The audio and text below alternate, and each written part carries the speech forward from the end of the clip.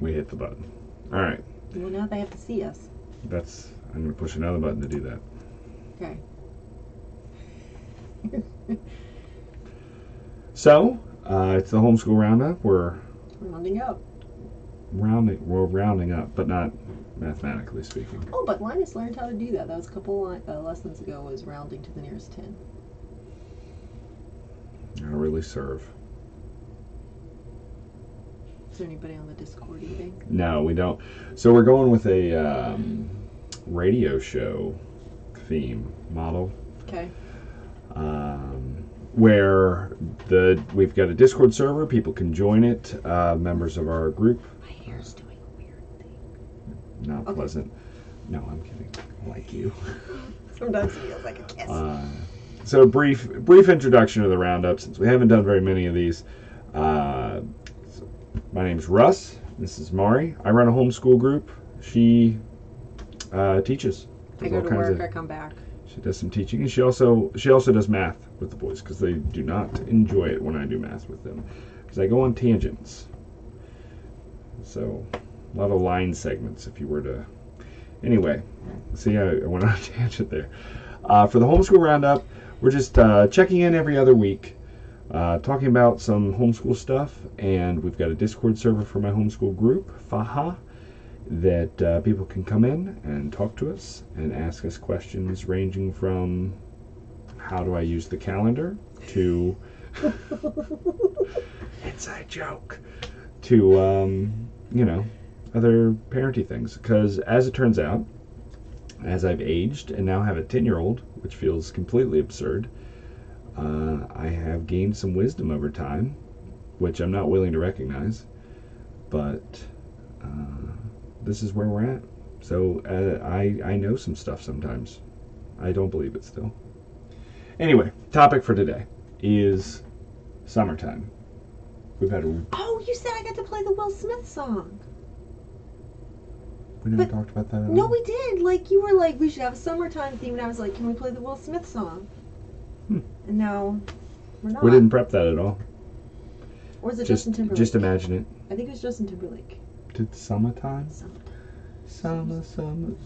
My pitch is I don't off. know. It's just my pitch, though. Everything else, spot on.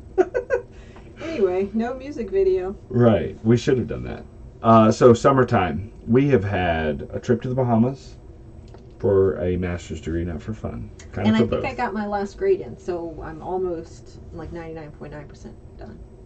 But yeah, Bahamas, that was fun. Trip to New York, completely for fun, no master's degree at all. Family trip to Rehoboth Beach with extended family.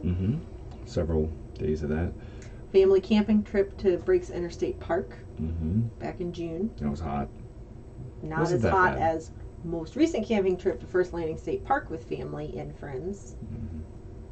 The only thing that cooled us down were the beats of the mosquito wings. And the helicopter blades. The helicopter blades. First Landing and the State. occasional afternoon thunderstorm. Right. Yeah. Well, there's just the one. That wasn't so bad. No, there's two. What? There was one while we were at the big beach, and and then when we were out eating pizza, there was a second one. Oh, that's all one day though. Yeah, but two thunderstorms. You took meteorology class, right? Yeah, they're pop-up thunderstorms. That's why they're not on the radar. Were they separate? Yeah. How does that work? Well, because it's hot, so the air rises and then it condenses, and because there's so much moisture in the air, because it's really close to the ocean, when it condenses, it gets a lot of energy, and that's why you get a thunderstorm. So we got rained on by brand new clouds. Yes. That's why they're pop-up. Yep. So, Yep. Okay. As opposed to like what we had today, which was apocalypse dark sky coming at you, frontal system. I have to make sure our other child's asleep. You carry on, I'll be right back. Summertime. Right. Well, I think we've already confirmed that I don't know how to sing that song. So we're going to have a minute of me sipping my tea. I hear that that's a good method for passing time. The topic for summertime was basically, which I was introing while she was here, is that it gets really busy. And I have always been a year-round homeschool kind of guy. Is he out? Yeah, he's asleep. I was talking about the year-round homeschooling we do. okay. And with a really busy summertime, it's Mhm. been difficult to maintain even the little bit that we have been able to be consistent with. What are we consistent with? A little bit of math. Yeah. We do that. We got a little Chart. thing on the door. It's like we got to do math, reading, Music. music. What's the other stuff? Do something you're proud of. Go outside. Laundry, dishes, all that sort of stuff. That's just like 8 or 10 things that we do in a given day, Yeah. which, if they're on point, is done in Dishes, laundry, right. pick up. Yeah. Like, what's that, like an hour or something? If we're firing on all cylinders, which is pretty laid back. It's probably that's kind of middle of the road, I guess, for homeschoolers. There are people that are just be free, and then there are people that have it scheduled out by the hour. But for us, we're leaning towards casual unschooling, even though that's a term I don't like. And so come summertime, I don't feel that there's any need for a break per se. Well, and I'm around more in the summer, so if there's something that I want to do that's school worky-ish, it's silly for me to not do that in the summer. Right. Like, that's the time that I have more time to do it and think about it. Yeah, which is another good point, is that not all lifestyles, and maybe even specifically not homeschooling lifestyles, are going to function around the schooling model. Our vacations, our trips, all of these sorts of things only happen in the summer because you teach. Right. And so your availability is there. But if you were a landscaper, wintertime Right. is when we would do things. I was trying to think of something else that's more or less seasonal. Landscaping's not like seasonal, but there's a busy season in that. Right. Or if I were a landscaper, would that make you feel better? Playing to I could be a landscaper. more concrete gender I wanted roles. to be. No, you can landscape the crap out of stuff, I man. could. Mm-hmm. Plant all kind of bushes and grass and koi ponds. Dragonfly ponds, that's what you need. Yes. Just battle some mosquitoes. I was looking up where can I buy dragonfly larvae, what can I do to make them all survive. Everything, which I guess evolutionarily speaking it makes sense. Everything I would do to keep dragonflies breeds mosquitoes. So Right. that was a terrible idea. But maybe someday we'll have dragonflies. The point. You can always dream. I do dream of dragonflies. There was that one day we were on the James River. What is the one? James River. Because we were at James River State Park. Good point. So it's really wide and slow river, but tubing down it, which was Boring. it was really boring. But there were dragonflies everywhere. They were just, the whole river was loaded with them. And in my process of learning about wanting to breed dragonflies, I didn't realize that they were 2 years, nymph, larva, etc., and then 2 weeks as actual dragonflies. That's like cicada, right? Aren't they like buried for 17 years and 7? Is it 17? 9. 7? 9? They're like 7-year cycles, but there's more than just the one brood, though. I thought it was more than 10. Maybe not. Okay. All right. So we're gonna pause this at some point. right, We're gonna watch no, the but- Will Smith Summertime. And we're gonna look up cicadas. Just What put I'm that on your saying checklist. is that they are the nymph stage. Like they're the not adult phase for most of their life, and then Right, they're the yeah. adult phase for like 3 weeks or something. There's a precedent for this thing I didn't know. That's what you're saying. Yeah. I think a lot of insects are that way. Yeah. So I guess I didn't realize it, and so on the James River, seeing this swarm of dragonflies everywhere, felt like this is a unique time, unless they're cycling, but I don't think they do.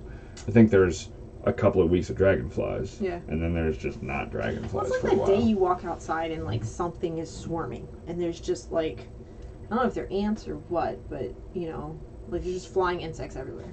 Right. Oh, The little tiny ones. yeah, the gnat guys. Alum Yeah. Springs does that. Alum Yeah. Springs swarms with those guys.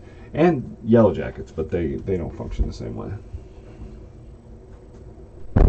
It's all good. Speaking of insects, he just threw an ant on me. What? Oh, there's ants? I don't know. He said there was an ant on him. Oh, weird. Gross. Yeah. Oh, he's drawing in the kitchen, right? Right. So I bet he's like right down by the door.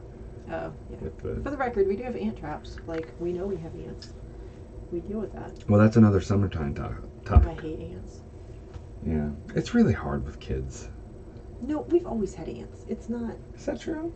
I don't. Yeah. I mean, it's been a decade. Do you really remember before the 14 children? years, honey. And we've been married for 14 Oh. years. On Almost. Tuesday. I'm going to celebrate with a attachment parenting meeting in which I'll lead it, and we'll talk about responding with sensitivity. Sensitive touch? I don't know. There's all kinds of principles. I'm qualified. I What took does a that have test. to do with our Topic? marriage? Marriage? It doesn't have anything to do with it. We are confident, stable, strong enough that even on our anniversary, I can put the time into the community. You're willing to share me. It's so important.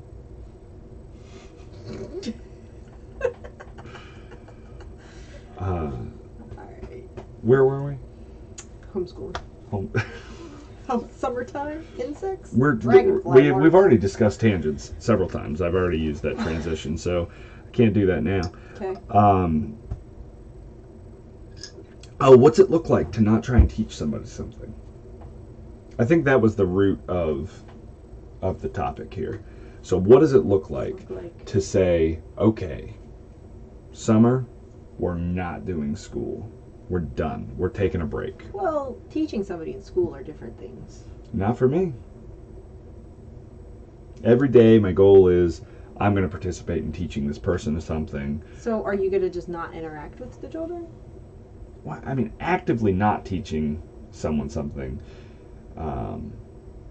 There's a significant difference. Where my wake-up goal is, certainly I'm going to do some homeschooling things with my kids. And that's been every day for as long as I can remember. As opposed to my wake-up goal is, I'm going to do a little bit of what I want, make sure the kids eat, make sure they're alive, but maybe I'll read a book. Wait a minute, you wake up every day planning to teach the children something? Right, but not something specifically. And yet it's like, you have no stuff. I have plenty of stuff. Look, got this mask. You're so creepy. I use that as a model. I made a fox mask out of some clay. Where's my clay? That's down there. Anyway, alright, so that was sitting there. That's a shoe. What's wrong with you? No, but you wake up and you have a goal and you don't have a plan. How do you do that? Let me take a moment. So I have both a goal and a plan. Okay. I don't have a plan for the day. I have a goal for the day to have these positive interactions, right? So I'm going to engage. I'm going to engage with the children, but things come out of that I'm not planning for. So your plan for teaching is engagement? Right, so I'll engage with them, and if I'm proud of myself and enjoy myself and like who I am, then all these little micro engagements that we have throughout the day will yield results way more than if I were to take them and instruct them with someone else's cold, emotionless worksheet. Whoa. I said it. Throwing shade. Yeah, worksheet. I would rather use a worksheet for shade than write on it. Well, then I think your statement is dependent upon your definition.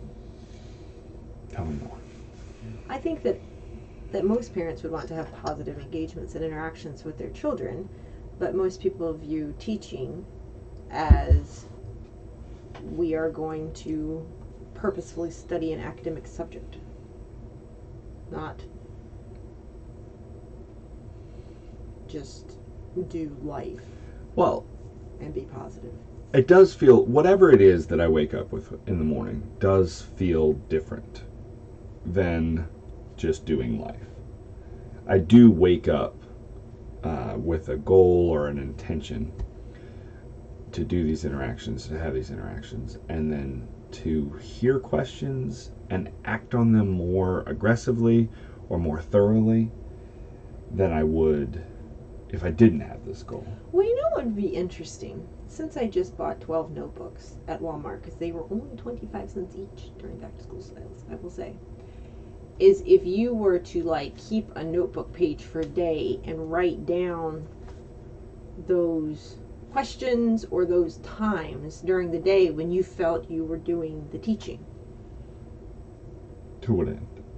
To the end that I would be interested to know what they are. Okay. Like, I don't wake up with that intent. Like, I wake up with the intent to get through the day and do whatever things on the checklist need to be done. Like, we're going to do math, we're going to practice piano, we're going to go to Patayo, we're going to whatever. But that is a very concrete, it's easy to tell if you've done that or not. Whereas yours seems to be a softer, you get to the end of the day, if you're in an optimistic mood, I had these great interactions with my kid, and if you're down in the dumps, it's like, oh my God, I'm a terrible person and I can't teach my kids anything. So you know me then. I've lived with you for 14 years, so there's that. Uh, But no, I mean, if you keep a record, it would be interesting. And even just one of those things like you stumble upon the notebook in 10 years, and you're like, oh, I remember when that was. I remember when we discussed the expression, what does that have to do with the price of tea in China? Because, you know, Linus like, is big on that now. He's big on a lot of expressions. yes. So. But I mean, we're not, I was thinking of this today, like we're not where we were 5 years ago, but everything changes so subtly, you know, you don't realize when it changes until you see somebody else where you were and you're like, oh, I'm glad I'm not there anymore. You know what I mean? Yeah, that's true. And I do feel that I have come to a different place in regards to my expectations for interaction and plans for the day. So there was a time not very long ago that any sort of event or activity that I planned, I would say, babe in arms, whatever, 3-year-old, fine, 17-year-old, I don't care, it'll be great. But the state of our house, whatever the case is, my patience, my mental agility, I guess, goes away over time. I can't plan an activity for my kids, 8 and 10, that also leaves room for a 5-year-old. You know? And a 15-year-old. And a 15-year-old. And so I guess I mentioned the older kids because now I get it.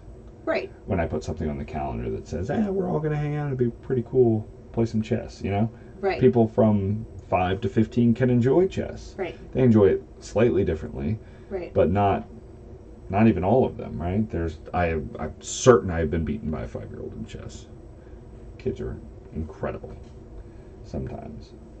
But and if you're having a social event like Park Day, sure, everybody can hang out. But right, I mean, and the thing with ages too is sometimes it really depends on the kid. I mean, there are some 5-year-olds that could sit there and listen to instructions and be fine, and there's some 10-year-olds that are not going to be able to sit in a chair for more than 5 minutes. Like, you know, so I mean, I think ages are important. Age ranges are important, but there's a lot of variability within that too. Absolutely, right. And I enjoy the age diversity. That's one of the major things about homeschooling that I definitely actually like. The near peer mentorship. But if you're having an activity that has a particular goal and requirements, then sometimes it can't be everybody to show up. Yeah, and the kids themselves will get frustrated. Right. And I see that. Mine weren't then. but now they are. If we wanted to play a game, they Right. would get frustrated. And to be fair, because now we're getting into this age with our kids, like when I was 11 is when we started a older kids play group, is kind of what it started. That was 11 and up, which eventually became the question mark kids. And it was nice to have something that my brother was not a part of, because so much of it was park day where we're all here, or we're going to meet up with these two other families at somebody's house, and you've got all of the younger siblings. So having something where we were Right. Well, you and your brother are 4 years? 5.5. Five No, and a half. 4.5. 4.5. Almost Okay, I was closer. Whatever. It's 5.5 between the two of them. Oh, between your brothers. Yeah, between your One brothers. brother to the next. Right. So at 2 years apart, I think making a group that is my brother's not here would only be emotionally good, not Right. I wasn't thinking so much developmentally. for our kids, but if you have a 10-year-old who has a 5-year-old younger sibling that always comes to all the events, and then mom's always helping with them because they're younger, it's kind of, it may be nice to have something that is not that. Sure. That is more geared for your age range Right, yeah. without littles along. So- Or vice versa, if somebody's playing something for the 4 to 7 range and you have to show up, you're, like bring a book or a tablet or something, because probably not going to want to, I don't know whatever that thing is. whatever the 4 to 7-year-old craft of the day is. Yeah, crafts are. I don't know. They irritate me. Crafts? I enjoy crafts. I don't like when people are saying we did science, but no, you glued macaroni noodles onto things. It's not science. I guess I shouldn't tell you my science. Just kidding. That's fine. This is Germana Community College. A lot of macaroni gluing. No, but seriously though, I did Fruit Loops. Okay, but hear me out. So we look at cross sections of plants and monocots versus dicots, which are both angiosperms. See, big sciencey words. I teach college, right? She's so smart. Okay, so here's the thing. If you look at a stem of a monocot, the vascular tissue comes in these little bundles that I swear to you look like a screaming face. Like it has 2 big eyes and a big mouth. Whoa! And the vascular bundles go everywhere in the stem. And then in a dicot, Why was the monocot colder than the dicot in wintertime with the snow coming down? because it had a tarpon. That's a callback to another thing that's stupid. No, never mind. No, go honey, on. why was the monocot 'Cause- colder 'cause than the he only- dicot? He only had one cot. Oh, wait, it should have been a sleeping joke. Time out. Reverse. Sleeping joke. Okay. Why was the camping plant, why was the plant that was camping able to sleep so well in its tent? I don't know, honey. Why was the plant that was in a camper camping able to sleep so well? Monocot! Because he had a cot to sleep on. Took the pen out. Continue. My point was, when you look at the slides under the microscope, they look like little circles, and the students have to draw them. And I thought it would be really awesome to make poster board size things of this. And I told the lab person, I need poster board and glue and Fruit Loops. And so she got me poster board and glue, like Elmer's glue and boxes of Fruit Loops. We went through so many that the next semester she bought me like this size glue and like the Costco generic Fruit Loops, because you had to, like, your background had to be all orange, and then your vascular bundles were like How do you make an purple, orange background? Is that an orange poster board? No, like the loop, like your background cells have to be one color. Have your students fill up an entire poster board full of Fruit Loops, Well, like not the whole stem to poster board. stern? No, like not a whole poster board, but like, a circle that was this big. It was sizable. And then they had to label the vascular bundles and the epidermal tissue and the ground tissue. And because there were 6 groups. So they did root, stem, leaf for monocot, dicot. And that was 6. Why was the plant able to bring a friend on his camping trip? Because he was a dicot. Yeah, yeah, that's right. You're so stupid. So, that was to show, we shared that long story, to display that you do crafts. Bio 101 or 102? That was 102. 102. Okay, so crafts are good. In my opinion, is wrong. We haven't. I'm going to cycle us back to the. Will Smith? What is. Summertime. Yeah, that's wrong too. What it feels like to not Welcome do to a thing. Miami. Wait, hey, is that Will the Smith, same right? song? No, I think it's different. I think Justin Timberlake was Summertime. And I think Will Smith was Miami, which is what I was thinking when I first said Will Smith. Feels like summer in Miami all the time. I think it is. It's very warm there. Oh dear. Sorry. Cycling is back. I'm glad you contribute. What were we talking about? What it's like to do nothing. When you in do regards to nothing, homeschool. sometimes you get the very We went best to- something. okay, spoiler alert, I guess. Winnie the Pooh movie. Went to see that. Christopher Robin. It's called Christopher Robin. It's about Christopher Robin. Really, it's about Obi-Wan Kenobi, the younger years, but whatever. So that was a line. That was a line in the movie that she's quoting at me. I didn't enjoy it that much. I know, you gave it 3 3/4 stars. Out of 10. That's a lot. I gave it 5.5. Eeyore could have been better. Yeah. I feel like anybody that's going to write an Eeyore needs to just have all of Eeyore's lines and realize that he's not just some grumpy Gus. Disney. super Disney's clever. Eeyore is just like super depressed. Right. And like the original Eeyore was just a sarcastic, you guys are idiots, but I still like you and you're my friends. Mm-hmm. Mm-hmm. Yeah.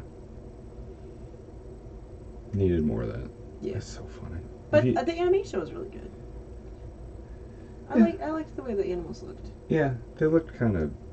I was a little leery from the previews. Were you Old Lady Larry? What? The song. No, I don't know that song. Oh. Old Lady Larry. Keep going. Give me a minute. It's about the Chicago fire. Old Lady Leary lit a lantern in her shed. Cow kicked it over. Burn, burn! Just kidding, that wasn't part of it. It kind of was. I'm gonna need to look this up later. Well, the burn, burn, burn, that's in something else. Oh. That's a Johnny Cash. Not 9 Inch Nails. Right?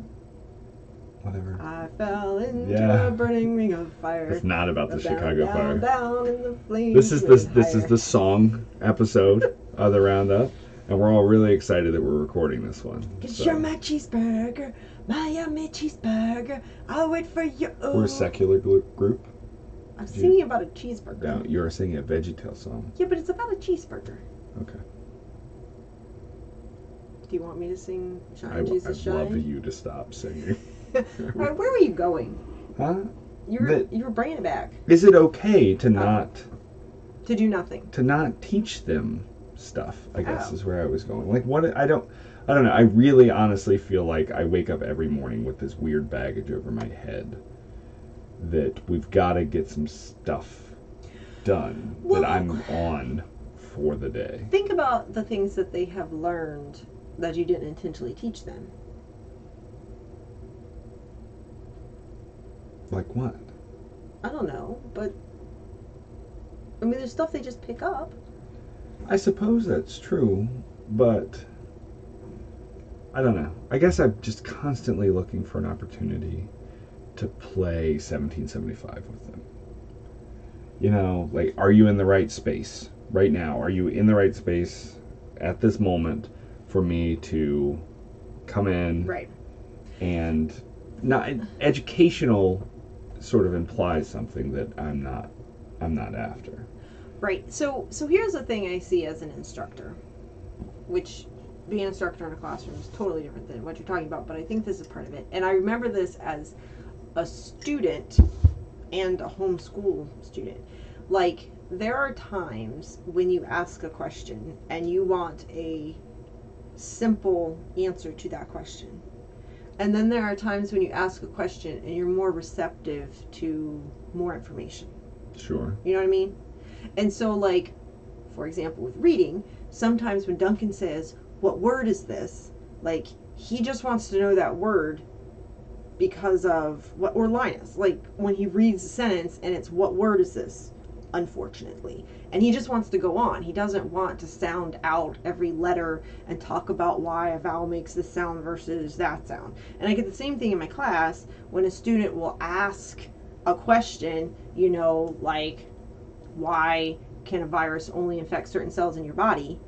And I can give a very simple answer to that, or I can talk for 20 minutes about why Ebola can't infect your dog. You know, like, and sometimes, usually when I'm doing it in a classroom, I try to give the simple answer, pause, wait to see if anybody else says anything, and then do a, does that answer your question? And then if they want to know more, that kind of gives them the opportunity. But I definitely remember as a kid, especially with math, and my father, whom I love dearly, like, I don't understand what to do in this step, and I just need you to tell me what to do in this step, instead of, let me talk about applications of this step, and, you know, like, that's great. I'm not in a place to receive that right now.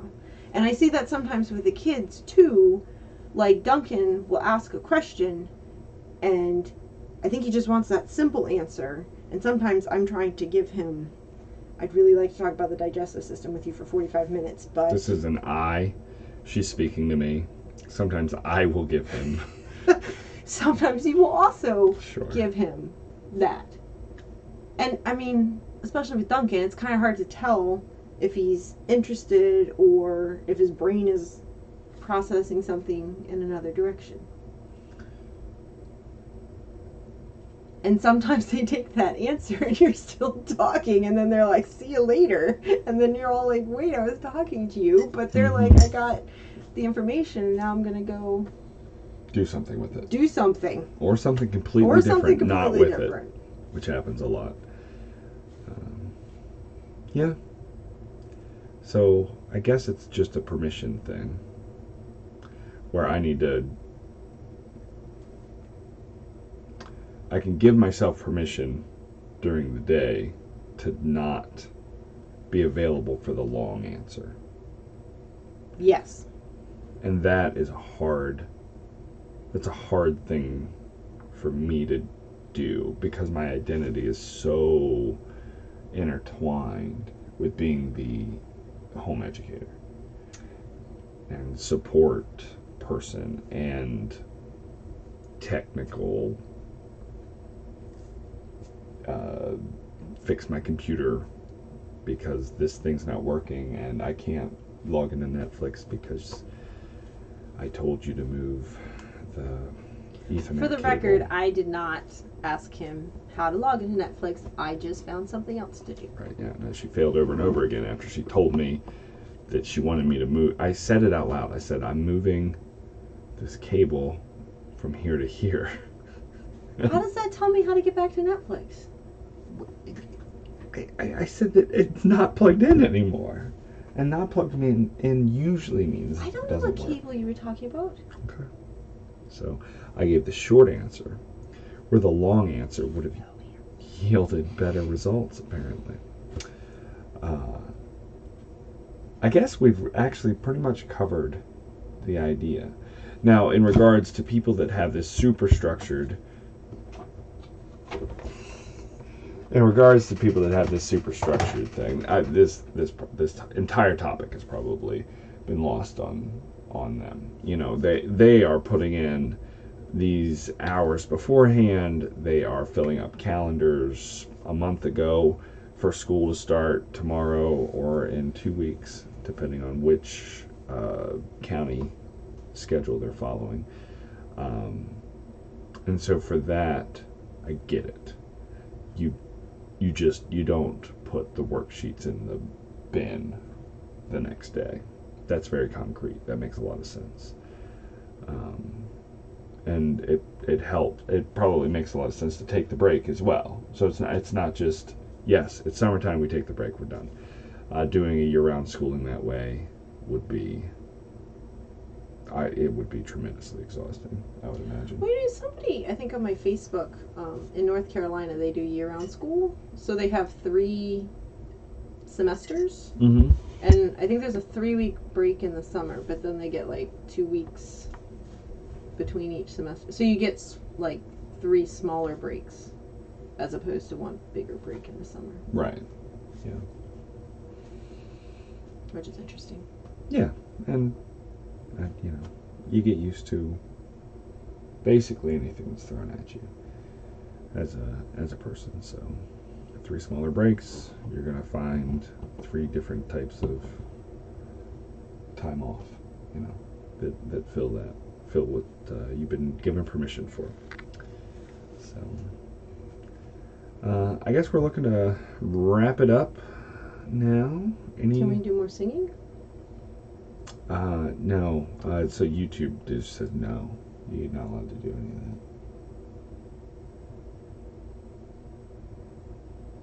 Is there anything other than singing?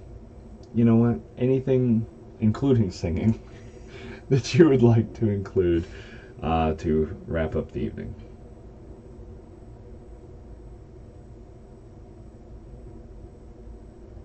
Hope everyone gets off to a good school year. Well, that's right. People are making the signs. Oh, I didn't make any signs. So we'll take a picture in some jammies tomorrow. First day of school. Sleep is very important to children's developing brains. Not to mention, not everybody works at the same time. Right. That schools do. So if I'm preparing for the future, the 9 a.m. arrival time is much more likely for both of the kids. Maybe 10:30 for Duncan. What do you mean arrival time? You know, to work. At an office when he's a grown-up? Yeah. Nobody's going to an office, man. We're all going to telecommute. It'll just be virtual. Or you get your self-driving car. I wonder if your self-driving car will just drive you around with your other coworkers to different places that you can or cannot stop at. Like your self-driving car is the office. Because obviously cars are going to be getting bigger, right? And you can work in there, and Wi-Fi is obviously going to be fantastic. Maybe there's just like communal shared office space. So you check in with the people you need from 10 to 11, and then when you're out, like somebody totally different is going to be in that space. And all you need is your chip that's implanted in your wrist, and that'll access you to the cloud. I think that's too much. Okay. I don't know. I'll take a wrist implant as well. It can even have location. I really don't care. I think I'm ready for it. They can find you. They can find me. They can find me right now. I'm literally broadcasting myself. So I clearly don't have any sort of reservations that my generation typically will have. Speaking of reservations, had an interesting conversation with Linus at the little walkthrough museum at First Landing, because there was like that paper mache English settler and Native American. That's heavy. Explaining beads versus corn, I think is what the Native American. Mm-hmm. So we play 1775. It's Academy Games. I would suggest it very highly as an American Revolution game for kids. Linus can handle it. I would say 8. Our kids are kind of advanced, though. That's not true at all. Our kids are very advanced. They're advanced. So I would say 8 to 14 is going to have a high interest, and then Above 14 you know, and I will really have an interest. yeah. Well, I mean, I really enjoy it, I enjoyed it. but I would enjoy it with I enjoy it more with peers, I guess. I don't know. Anyway, 8 and up. It's a fantastic game, American Revolution. 1775. Right, but in that, to tie into your Native American situation, the Native Americans are a faction, but they're not an independent faction. They exist on the map, and when you move your force into the Native American territory, they join up with you. And when you move your force again, like, you can carry the Native Americans with you and go to battle against the British, or vice French versa. or whatever. Yeah, French, the Hussars, whatever. You go to battle. When multiple Native Americans are on opposite sides, they reduce each other until only one side has Native Americans. But in functionality for the game, mechanically speaking, it makes a lot of sense to lose the Native Americans first when your opponent gets a hit. That's great. Which is a really heavy conversation to have if people are Can you what? are asking that. Can you what?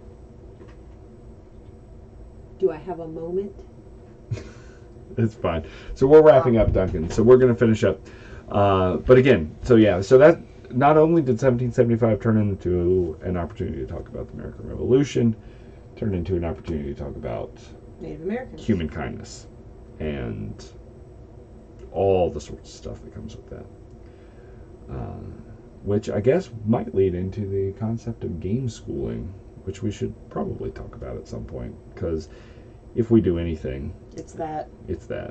Yeah. And it's so, I really, really enjoy it. And I'm not just like a cult of the new board game junkie type guy. I have enjoyed board games throughout my life, but as an educational tool. You think? Yeah. As an educational tool, they're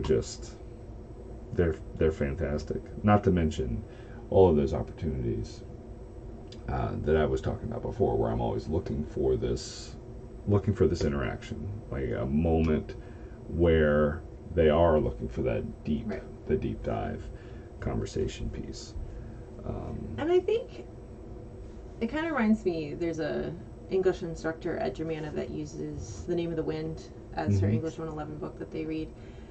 I think it's English 111. But what she likes about it is because it's set in a fictional world, that you can discuss all of these contemporary topics, but it's not Black Lives Matter or immigrants. It's in the context of this book. And the same thing happens in games. Like, you can talk about how the Native Americans are treated by the armies in the game without making it so this is history and this is heavy and deep and what did we do to these people. The same kind of thing, even when we played Love Letter and somebody was like, what's a handmaiden? You know, like, how is a handmaiden different than what was number 7? 7 is the she's not a duchess. She's not a duchess. She's Countess. Countess. Yeah, she's right. So sneaking in. Don't hang out with the prince or king. So, and part of that probably comes from the way board game design happens. So people have different ideas, but some people will grab a theme and allow that theme to inspire them. Mm-hmm. So having the Countess in Love Letter, which is 18 card, which is a common. It's a common number because you can crack it 3 ways and build. You're going off on a tangent. Basically, bicycle playing cards set the sheet run. Still off on a tangent. No, it's fine. Let me finish. Bicycle playing cards set the sheet run for decks, and so now a common small size game will be 3 games inside one bicycle playing card sheet. so it can be printed really, really cheaply. And Love Letter was one of those Nobody games. And it was designed, and its original, the original theme was Japanese inspired. And then it was picked up at Essen, which adapted it to a European theme. But all of that being said, the Countess, the card 7, has a special ability, and it's the only special ability. Now, 7 is a high value, 8 is the highest value. 7. Way too long.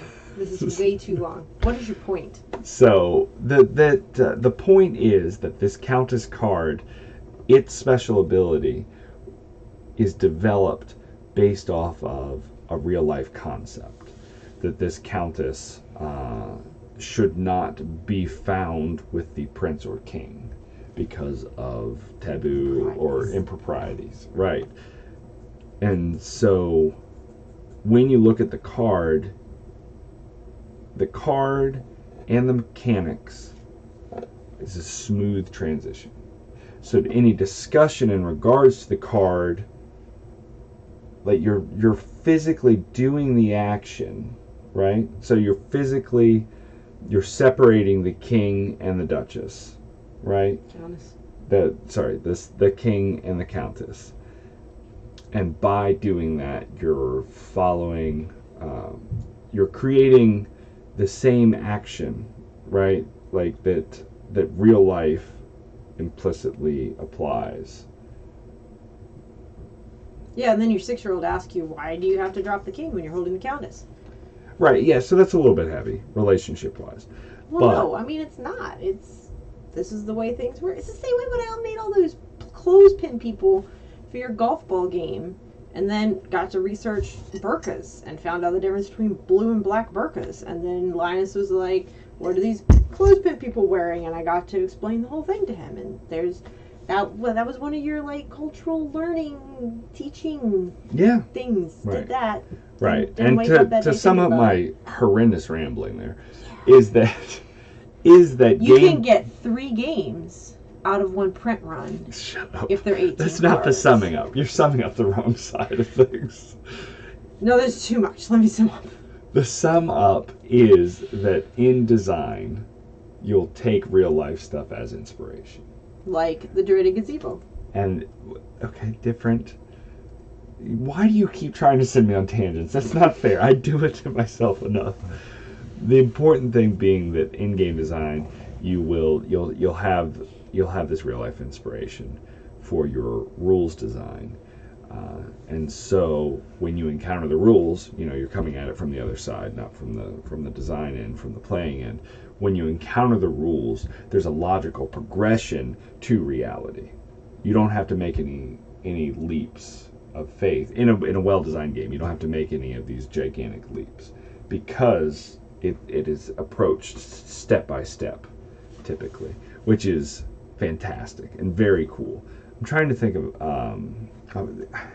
there are several games that do it to me, but it's just none of them are coming to mind right now. Yeah, none of them are coming to mind right now.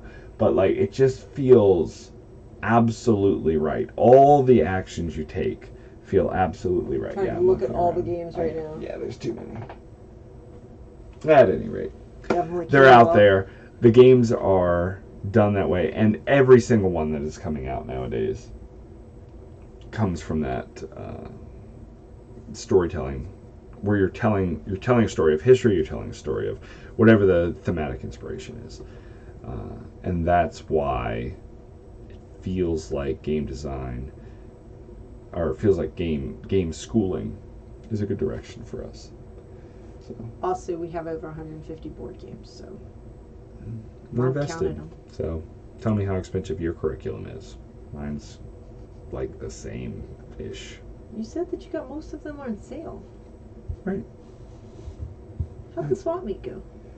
How many There games was did you nobody come there. home with? There was nobody there. Did you come home with the same ones you went with? I did. I like that Euphoria one. Is that what it's called? Euphoria? Euphoria. Euphoria. Yeah. It's a dystopian future. It's really cool. The theme's really Civilization cool. The game too. sucks. I enjoy that game too, but I don't think we'll ever play it. Oh. It's got a 4-player cap, and it's got some balance issues. Didn't we play that with Shannon and John? Not Civ. Oh, We what played was that? Great Western Trail. No, Seven Wonders. Those are different. With, But, yeah. Dawn. Were the three of them over and we played something? Yeah. What was it? I don't know. Okay. Seven Wonders sounds right. Anyway, that'll be it. I won't ask for any more tangents from Mari. Thank you all for watching. I don't know. Whatever. We recorded this. If anybody gets to this point, congratulations. Actually, send me an email. russwrites@gmail.com if you get to this point. And I will send you a game on Steam. I'm going to send you a Steam game. I've got bunches of them. Bunch of CD keys. Are we going to put Duncan to bed and play Overcooked? Probably. Overcooked 2 came out. It's a lot of fun. We can make sushi. The theme, the thematic design, really lines up with the kitchen. It is not educational at all, though. But I do get to throw cucumbers at Mari, and that's what my life is all about. All right. Throwing cucumbers? Okay, it's not the whole life. Goodbye. Stop streaming.